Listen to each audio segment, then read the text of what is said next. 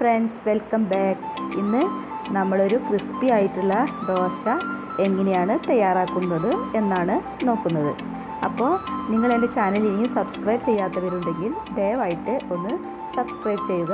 അതോടൊപ്പമുള്ള ബെല്ലൈക്കണിൽ കൂടി നമുക്ക് 2 കപ്പ് പച്ചരി ഇതിന് വേണ്ടിയിട്ട് കുതിർക്കാനായിട്ട് വയ്ക്കാം. പച്ചരി ചില പച്ചരി പെട്ടെന്ന് കുതിർന്ന് കിട്ടും, ചില പച്ചരിയാണെങ്കിൽ കുതിരാൻ കുറച്ചുകൂടി താമസം ഉണ്ടാവും. അപ്പോൾ ഈ ടൈപ്പ് പച്ചരിയാണ് ഞാനിവിടെ എടുത്തിട്ടുള്ളത്. പൊന്നിയല്ല, സാദാ പച്ചരിയാണ് എടുത്തിട്ടുള്ളത്. ഇനി നമുക്കിതിലേക്ക് ആവശ്യമായിട്ടുള്ള ഉഴുന്ന് ചേർത്ത് കൊടുക്കണം. എല്ലാം കൂടി ഒന്നിച്ച് ഇട്ടാൽ മതിയാവും, സെപ്പറേറ്റ് ആയിട്ട് ഇടണം എന്നില്ല. അങ്ങനെ വേണമെങ്കിൽ അങ്ങനെയും ചെയ്യാം, പക്ഷേ ദോശയ്ക്കായതുകൊണ്ട് എല്ലാം കൂടി ഒന്നിച്ചിട്ട് കുതിർത്തെടുത്താൽ മതി. ഇഡ്ഡലിയാണ് ചെയ്യുന്നതെങ്കിൽ ഉഴുന്ന് കുറച്ചുകൂടി നന്നായിട്ട് അരയണം, അപ്പോൾ അത് സെപ്പറേറ്റ് ആയിട്ട് തന്നെ ഇടണം. ഇപ്പോൾ ദോശയ്ക്കായതുകൊണ്ട് നമുക്കിതിലേക്ക് തന്നെ ഇട്ട് കൊടുക്കാം. ഏകദേശം ഒരു 3/4 കപ്പോളം ഉഴുന്ന് ഞാൻ ചേർത്ത് കൊടുക്കുന്നുണ്ട്. ഇത് ബോളായിട്ടുള്ള ഉഴുന്നാണ്. ഏത് തരം ഉഴുന്ന് വേണമെങ്കിലും നമുക്ക് എടുക്കാവുന്നതാണ്. ഇനി നമുക്ക് ഇതിലേക്ക് 1 ടേബിൾ സ്പൂണോളം ഉലുവ ചേർത്ത് കൊടുക്കാം. അധികം ഇടേണ്ട ആവശ്യമില്ല, 1 ടേബിൾ സ്പൂൺ മതിയാവും. അധികം ഇട്ട് കഴിഞ്ഞാൽ ദോശയ്ക്ക് ചെറിയ കയ്പ്പ് വരും. അപ്പോൾ ഇത് നന്നായിട്ട് കുതിർത്തെടുക്കണം. ഉലുവ ചേർക്കുന്നത് കൊണ്ട് കുതിരാൻ കുറച്ച് താമസം ഉണ്ടാവും. അപ്പോൾ ഒരു 5-6 മണിക്കൂറെങ്കിലും കുതിർത്തെടുത്താലേ നന്നായിട്ട് അരച്ചെടുക്കാൻ പറ്റുകയുള്ളൂ. ഇത് നമുക്ക് വെള്ളമൊഴിച്ചിട്ട് കുതിരാനായി വയ്ക്കാം. പിന്നെ ഇത് അരച്ചെടുക്കുമ്പോൾ ഒരു 1/4 കപ്പ് ചോറ് കൂടി നമുക്ക് ചേർത്ത് കൊടുക്കാം. ചോറ് അധികം ആവാൻ പാടില്ല. അധികം ചോറ് ചേർത്ത് കഴിഞ്ഞാൽ ദോശയുടെ ഒരു ക്രിസ്പിനെസ് ഇല്ലാതാവും.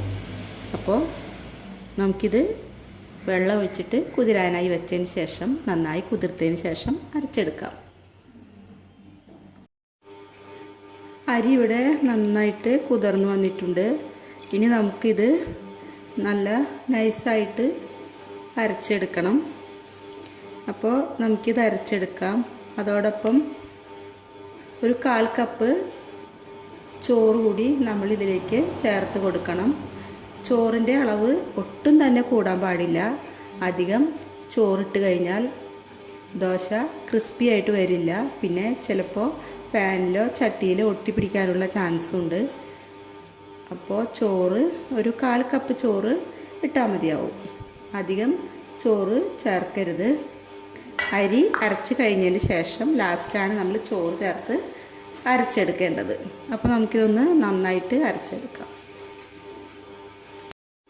അതുപോലെ അരി നല്ല വൃത്തിയായിട്ട് കഴുകി അരിച്ചെടുക്കണം. ചില അരിയിൽ കല്ലൊക്കെ ഉണ്ടാവാനുള്ള ചാൻസ് ഉണ്ട്.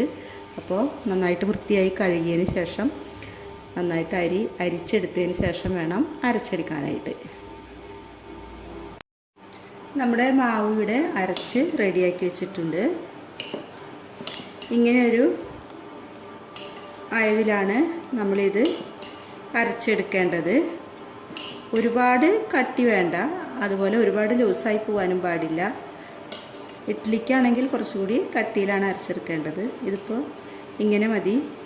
ഇനി ഇത് പൊങ്ങി വരുമ്പോൾ കുറച്ചും കൂടി കട്ടിയായിട്ട് വരും. അപ്പോൾ ആവശ്യമെങ്കിൽ കുറച്ചുകൂടി വെള്ളം ചേർത്ത് കൊടുക്കാം. ഇനി നമുക്കിതിലേക്ക് ആവശ്യത്തിനുള്ള ഉപ്പ് കൂടി ചേർത്ത് കൊടുക്കാം. ഇനി നന്നായിട്ടൊന്ന് മിക്സ് ചെയ്ത് വെച്ചതിന് ശേഷം അടച്ച് മൂടി വയ്ക്കാം. പൊങ്ങാൻ വേണ്ടിയിട്ട് നമുക്ക് വെയിറ്റ് ചെയ്യാം. നമ്മുടെ മാവിപ്പോൾ കറക്റ്റ് ഭാഗമായിട്ട് പൊന്തി വന്നിട്ടുണ്ട്. മാവ് നമ്മളെപ്പോഴും കുറച്ച് ഉയരമുള്ള പാത്രത്തിലാണ് ആക്കി വെക്കേണ്ടത്. അതുകൊണ്ട് അല്ലെങ്കിൽ പൊന്തിയിട്ട് മാവ് പുറത്തേക്ക് പോകാനുള്ള ചാൻസ് ഉണ്ട്. ഇപ്പോൾ നമ്മുടെ മാവ് നന്നായിട്ട് പൊന്തി വന്നിട്ടുണ്ട്.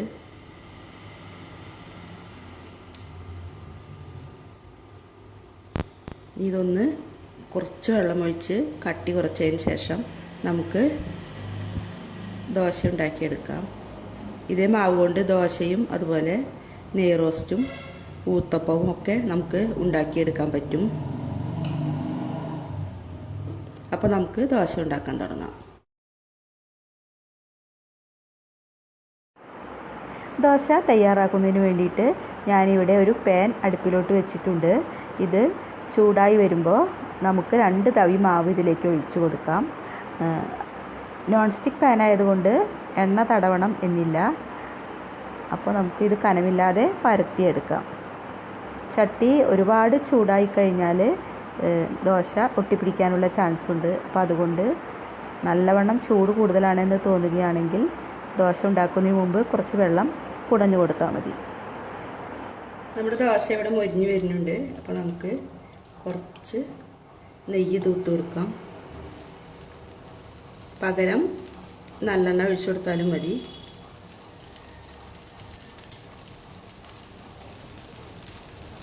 ഇനി നമുക്കിത് എടുക്കാം.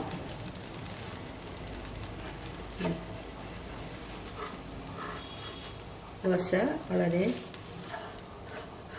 സുഖമായിട്ട് എടുക്കാൻ പറ്റുന്നുണ്ട്.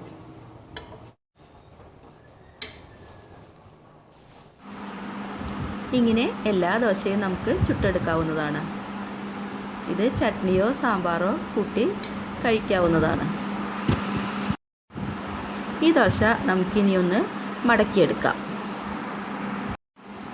നമ്മുടെ ക്രിസ്പിയായ ദോശ ഇവിടെ തയ്യാറായി കഴിഞ്ഞു. നിങ്ങൾക്ക് എൻ്റെ വീഡിയോ ഇഷ്ടമായി എങ്കിൽ ലൈക്ക് ചെയ്യാനും ഷെയർ ചെയ്യാനും സബ്സ്ക്രൈബ് ചെയ്യാനും മറക്കരുത്. Thank you.